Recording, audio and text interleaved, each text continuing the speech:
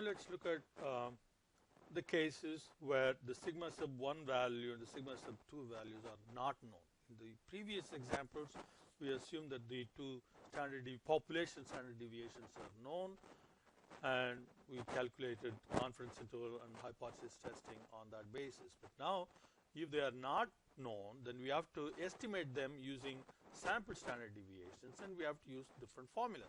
Well, actually pretty simple in some instances. So we simply replace sigma with the sample standard deviation, but in that case we have to use the t value, and when we use t, then we need to determine the degrees of freedom in a kind of a complicated way. I'm going to provide you with a function that will automatically do all these computations for you, so you don't have to do these computations, which you simply use the function that I'm going to provide. So let's look at the problem first.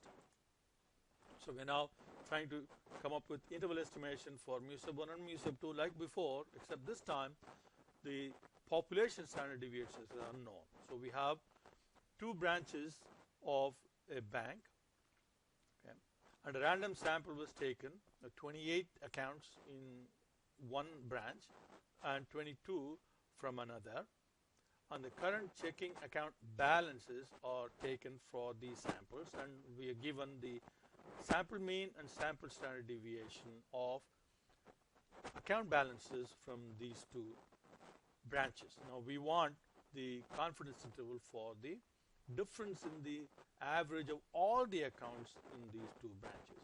So first we'll start with defining the populations and the random variables. So population 1, the account balances from the first branch, population 2, second branch, and then mu sub 1 is the average from the first population, mu sub 2 is the average from the second population. All right. So now mu sub 1 is the average account balance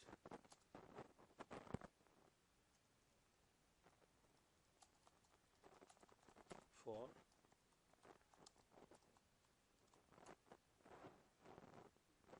share the group, and average account balance for Beachmont.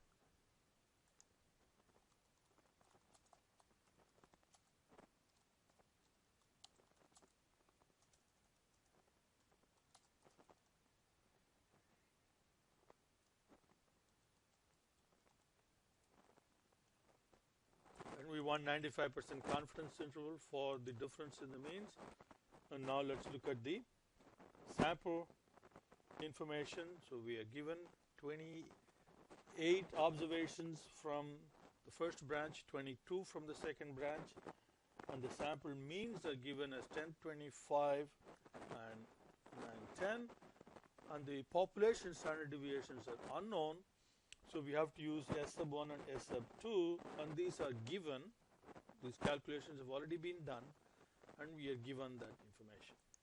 So here they are.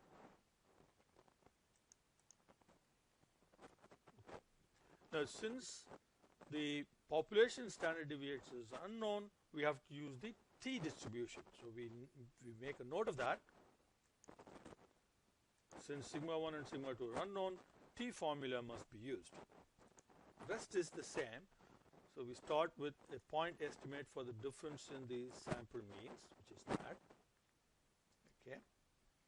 Standard deviation is square root of, instead of using the population standard deviation, we use the sample standard deviation squared divided by n sub 1 plus s sub 2 squared divided by n sub 2.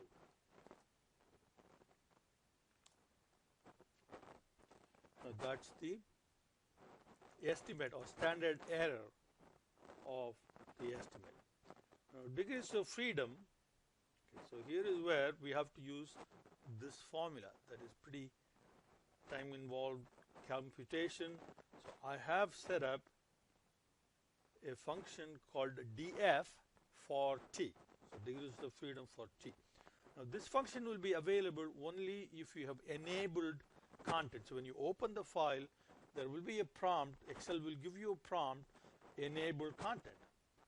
Okay. If you click OK, then this function will be available. If you don't enable content, then this function will not be available. So here we need to provide 4 pieces of information. N sub 1, the first sample information, sample size and the standard deviation. The second sample, sample size and standard deviation. So if you give this 4 pieces of information, this will compute your degrees of freedom for you, and that's 47. Okay. Now we want 95% confidence interval. So alpha is 1 minus that. So T sub alpha over 2, or T table value, so we can also call this T table, which is what I have used before. So let's call that T table.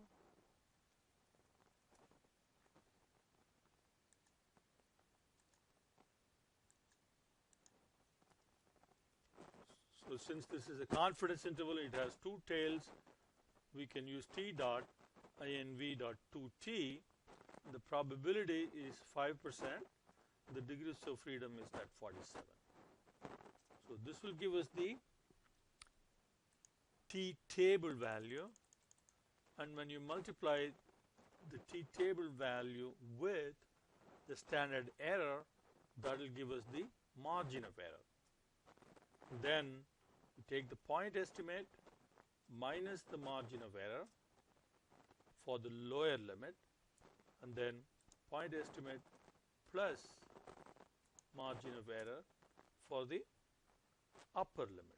So these are the 2 limits for the difference in the account balances between the 2 banks. So we need to now come up with an interpretation. So we are 95% confident that the average checking account balance, the difference in the average checking account balances between the 2 branches is between these 2